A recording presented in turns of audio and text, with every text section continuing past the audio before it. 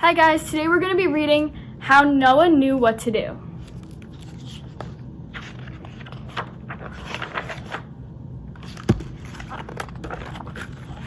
If Noah wasn't a shipbuilder, how could he build an ark? A man named Noah had a wife and lived a very godly life. And so God thought old Noah could do anything God thought was good. He called on Noah one fine day, and this is what God had to say. Noah, things are not too pleasing. Everything on earth is wheezing, getting sicker every day, taking all the joy away. So I've decided what to do, and here's my plan. It's up to you. I'm going to take away the sun and make it rain on everyone. It's going to rain. It's going to pour for 40 days and then no more. I'd like for you to build an ark, a floating family zoo, and take the animals I've made in groups of 2 by 2. Take the little crawling ones, the flying ones, the walkers. Take the mooing and crowing ones, the groaners and the talkers. Keep them in a safe, dry place until the storms all pass, and then I'll call and let you know just where to find dry grass.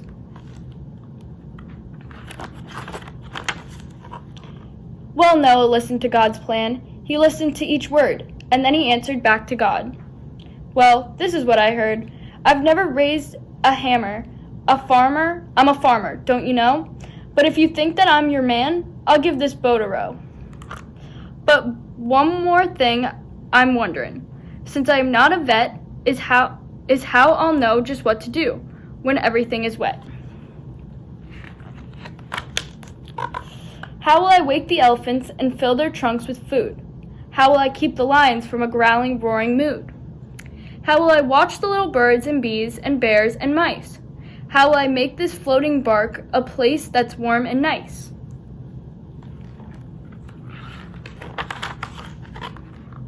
Well, God just smiled at Noah and said, go find your wife and take your kids and gather things you'll need for your new life.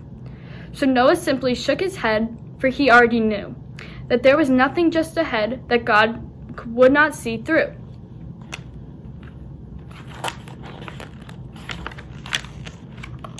And then he sat and pondered, how do you build an ark? He looked at all God's blueprints for crafting things with bark. And so he found some cypress and some other kinds of wood. He gathered pitch and tar and rope and everything he could.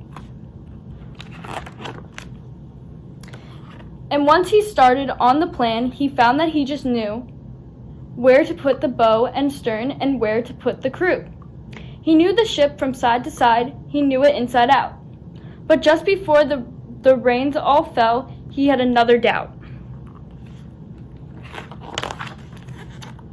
He'd never sailed a vessel, wasn't captain of the sea. How would he know which way to go, or where the land would be? He asked the parrots what they thought. He asked the turtles too.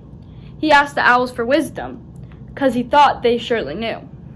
But after all the doubts had passed, he looked up once again and said, oh God, just one more time, come be my loving friend. And the kangaroos were hopping by, the walruses were napping, and cats and dogs were playing tag, and seals were gently clapping. And God saw all of it was good, and shone his holy light on Noah, his own chosen one, the one who he felt was right. God said, the time has come, my friend, for all the rains to pour, and once you've gathered everything, then I'll seal up the door. I'll keep you daily in my care and see to all your needs, for you have listened to my voice and finished all these deeds. I'll give you shelter from the rain. I'll show you how to take care for every living creature that you take with you in there. I'll keep you all from sickness. I'll keep you all from fright. I'll walk with you throughout the day, watch over you at night. And when the rains have ended, I'll help you find a place where you and all the animals will rebuild the human race.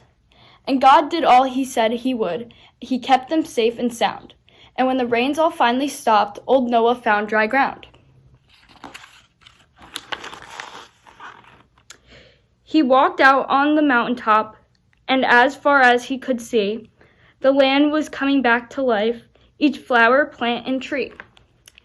And all the animals rejoiced. They kicked up heels and tails, and everyone hugged everyone, from pelicans to whales. And then they saw the brightest thing, a rainbow-colored sky. And God said, "Now I promise to keep the earth forever dry." So Noah and his family and every living thing found out in quite a special way what faith in God can bring.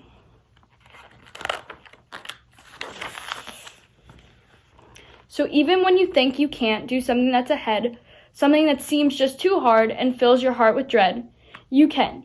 If you remember that no matter what you face, there's nowhere you can ever go that you're not in God's grace.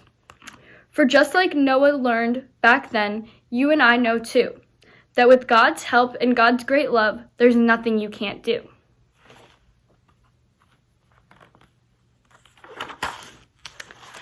The end.